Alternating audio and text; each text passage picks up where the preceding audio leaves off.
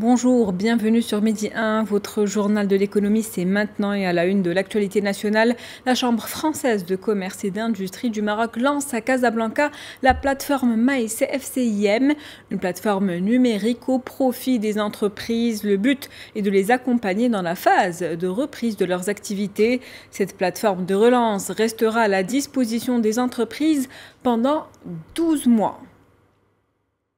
On poursuit avec la coopération maroco-allemande. 3 accords ont été signés entre les deux pays cette semaine. Des accords qui portent sur une enveloppe de 701,3 millions d'euros. Cette somme a été mise à la disposition du Maroc sous forme de prêts et de dons. Un budget justement destiné à développer les secteurs prioritaires tels que la promotion des énergies renouvelables et de l'efficacité énergétique, le développement économique durable ainsi que la gestion des ressources en eau.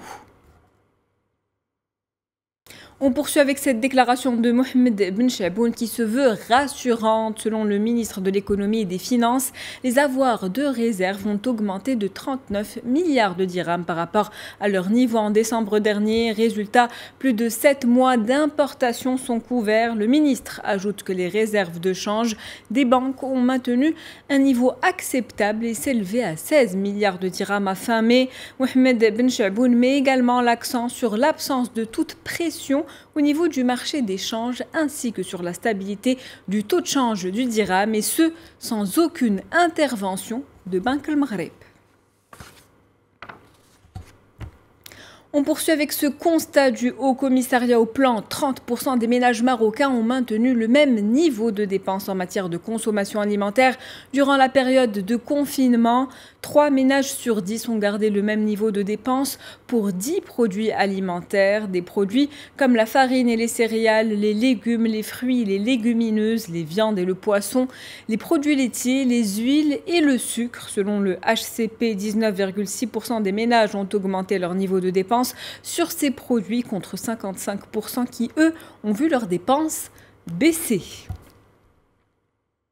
L'actualité, c'est aussi cette visite de Jean-Yves Le Drian au Liban. Le chef de la diplomatie française a été reçu par le président libanais Michel Aoun, un déplacement qui intervient dans un contexte explosif au pays du cèdre qui connaît une dépréciation inédite de sa monnaie, une flambée des prix, des licenciements à grande échelle et des restrictions bancaires sur les retraits, les transferts à l'étranger.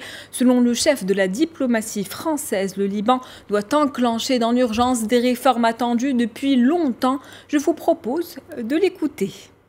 Il est aujourd'hui urgent et nécessaire de s'engager de manière concrète dans la voie des réformes. Et c'est le message que je suis venu transmettre à toutes les autorités libanaises et à l'ensemble des forces politiques. Et les attentes que j'exprime ne sont pas simplement celles de la France. Ce sont en premier lieu celles des Libanais et ce sont aussi celles de l'ensemble de la communauté internationale. Dans le reste de l'actualité, le chômage repart à la hausse aux États-Unis. Entre le 12 et le 18 juillet, ils étaient un peu plus de 1,4 million de nouveaux inscrits au chômage. C'est une déception pour les analystes qui, eux, tablaient sur une nouvelle baisse. Ils s'attendaient à un chiffre qui avoisine les 1,2 million de chômeurs. Cette hausse intervient alors que les allocations au chômage sont censées s'arrêter le 31 juillet. Dans ce contexte, le secrétaire américain au Trésor appelle à la prolongation de ces aides, une prolongation qui pour lui est une priorité, mais elle sera moins généreuse pour inciter les Américains à retourner au travail. Actuellement, elle est fixée à $600 par semaine. Restons aux États-Unis, cap sur le secteur aérien touché de plein fouet par les conséquences économiques engendrées par la crise du Covid-19. American Airlines a été frappé par la chute du transport aérien et accuse une perte nette de 2,07 milliards de dollars au deuxième trimestre de cette année. Le chiffre d'affaires de la société, lui, a chuté de 86% pour s'élever à seulement 1,62 milliard de dollars pour la période. Cette situation impacte bien évidemment les vols de la compagnie qui s'attend à ce que ses capacités au troisième trimestre soient de 60% inférieures à celles de l'année dernière. Pour finir, Twitter annonce une chute de ses recettes publicitaires malgré une hausse du nombre d'usagers. Les recettes publicitaires ont reculé de 23% au deuxième trimestre de cette année.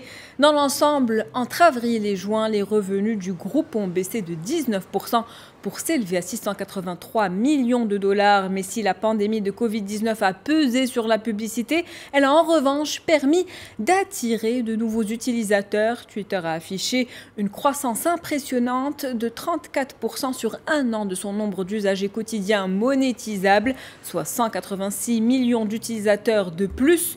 Cette progression peut porter ses fruits à long terme, puisque pour Twitter, ses utilisateurs sont monétisables. Plus il y en a, plus le nombre de personnes exposées à la publicité à l'avenir sera important.